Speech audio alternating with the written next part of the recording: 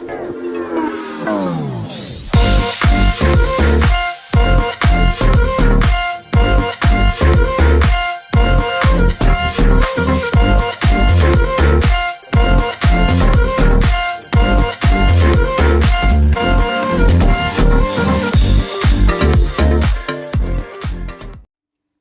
semua, salam sejahtera Malaysia. Selamat datang ke channel Fels Lifestyle. Saudara-saudara, tuan-tuan dan puan-puan, tular di media sosial. Kita lihat Facebook, YouTube, Instagram, Twitter, dan berbagai platform media sosial. Tular berkaitan dengan satu poster ataupun iklan tentang Thai Hotman. Jadi tuan-tuan dan puan-puan semua, berkaitan dengan Thai Hotman ini, mesti ramai yang menolak habis-habisan disebabkan ini bukan satu budaya yang baik, terutamanya di Malaysia yang mencintakan keharmonian. Sudah pasti mana-mana negara pun suka tentang keharmonian daripada penampilan dan kesopanan lah dan sebagainya. Jadi berkaitan dengan satu poster Thai Hotman ini sudah pasti banyak ataupun mungkin hampir semua, mungkin ada juga yang menyokong, tapi saya percaya majority menolak sekiranya perkara ini dianjurkan di Malaysia ataupun dilaksanakan di Malaysia. Ini satu kejutan kepada keluarga-keluarga ataupun rakyat yang beragama Muslim di Malaysia, di mana saya dapat kaitkan dengan satu artikel daripada Haraka Daily. Sensitivity Ramadan dicemar promosi kegiatan LGBT. Umat Islam seluruh negara dikejutkan dengan tularnya poster program Thai Hotman sempena pembukaan pub privacy Tun Razak di ibu negara pada bulan Ramadan yang sudah hampir menjelang tiba.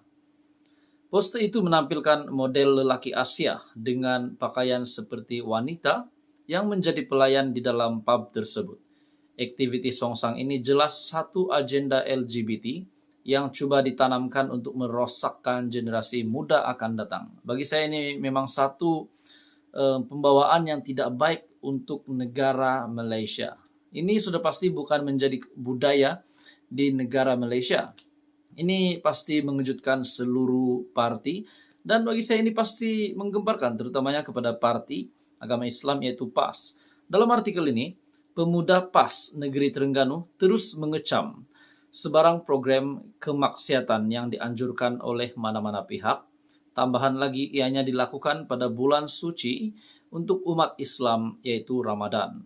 Bukan itu sahaja, program kali ini seolah mempromosikan kegiatan LGBT dalam negara Malaysia dan sengaja diadakan dalam bulan pesta ibadah umat Islam. Penganjuran program seperti ini jelas tidak menghormati agama Islam sebagai agama persekutuan dan sensitiviti umat Islam yang ada di seluruh negara. Kita juga menyeru kepada pihak berkuasa agama dan pihak berwajib untuk mengambil tindakan kepada program seperti ini dan seterusnya mengawalnya agar ia tidak menjadi satu normalisasi budaya dalam negara Malaysia. Benar. Sekiranya ini menjadi normalisasi, menjadi kebiasaan, sudah pasti ini bukan satu pembawaan yang baik kepada generasi muda. Ini pasti akan memberi kesan yang sangat besar, 5 ke 10, mungkin ke 20 tahun akan datang di negara Malaysia. Jadi, sudah pasti ramai rakyat Malaysia yang mahu tindakan yang sepatutnya dilakukan oleh pihak berwajib. Saya pasti banyak yang berharap untuk Perdana Menteri Datuk Seri Anwar Ibrahim untuk mengambil langkah yang sepatutnya berkaitan dengan perkara ini. Dan semoga ini tidak menjadi normalisasi seperti apa yang dinyatakan oleh pemuda PAS Terengganu. Jadi apa komen Anda, tuan-tuan dan puan-puan semua? Walaupun ini pasti satu berita yang mengejutkan kepada seluruh pemimpin-pemimpin di Malaysia, sudah pasti kita mahu yang terbaik untuk negara kita. Apa komen Anda? Teruskan bersama di dalam channel ini. Info padu, info hangat disediakan di dalam channel ini. Jangan lupa tekan butang like, share, dan subscribe. Hai semua, salam sejahtera Malaysia. Selamat datang ke channel Fels Lifestyle. Info padu, info hangat disediakan di dalam channel ini. Tuan-tuan dan puan-puan semua, baru-baru ini kita mendengar berkaitan dengan berkaitan dengan ekstremis perkauman, berkaitan dengan rasis dan sebagainya.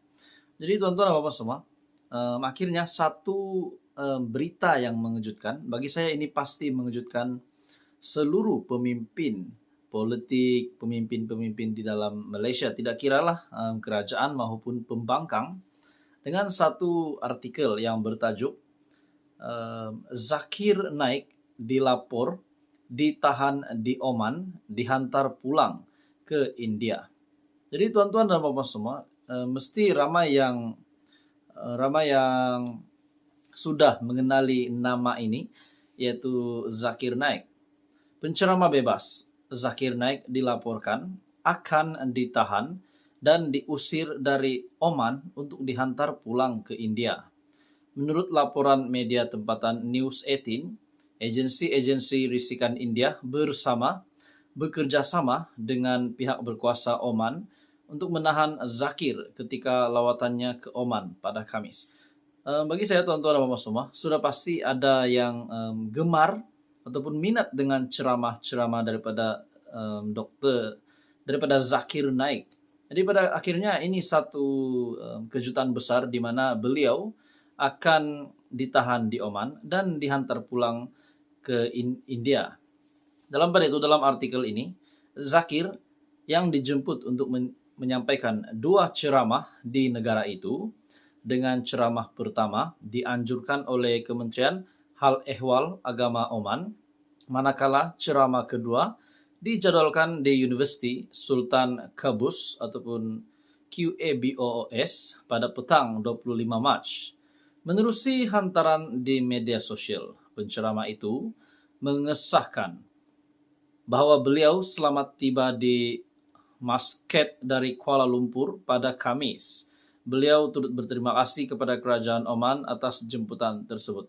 Jadi tuan-tuan dan bapak semua, akhirnya Zakir Naik dilapor ditahan di Oman dan akan dihantar pulang pula ke India. Penceramah bebas Zakir Naik dilaporkan akan ditahan dan diusir dari Oman untuk dihantar pulang ke India. Jadi persoalan yang timbul adalah saudara-saudara, tuan-tuan dan bapak semua, kenapa tiba-tiba Zakir Naik dilaporkan akan ditahan dan diusir dari Oman untuk dihantar pulang ke India. Zakir Naik yang juga dijemput untuk menyampaikan 2 ceramah di negara itu, dengan ceramah pertama yang dianjurkan oleh Kementerian Hal Ehwal Agama Oman, manakala ceramah yang kedua yang dijadwalkan di Universiti Sultan Qaboos pada petang 25 Mac. Jadi menerusi satu hantaran di media sosial, penceramah itu mengesahkan bahwa beliau selamat tiba di Muscat dari KL, Kuala Lumpur pada Kamis. Jadi tuan-tuan dan bapak semua, itulah timbul persoalan. Kenapa beliau ditahan, kenapa beliau diusir dan dihantar pulang ke India. Jadi berkaitan dengan isu perkauman yang ada di Malaysia pula, saya rasa memang ramai yang duka cita dengan ada saja isu tentang perkauman, tentang rasis, tentang banyaklah pelbagai agama bangsa yang ada di Malaysia pada hari ini. Dan kita berdoa yang baik-baik saja untuk negara kita Malaysia yang tercinta.